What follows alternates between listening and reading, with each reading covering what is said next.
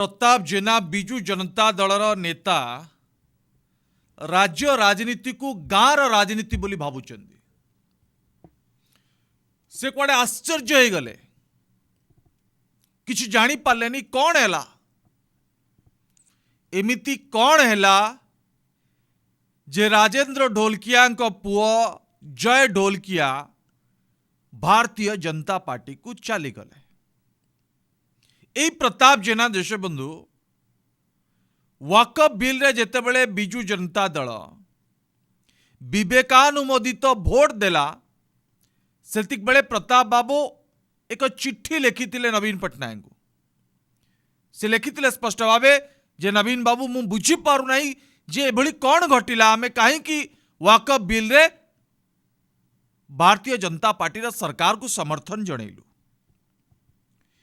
प्रताप जेना होचन Deshbandhu confuse नेता, सबुबले द्वंद्व रे रहउतबा जने नेता, राजनीति को बुझु नथुबा नेता।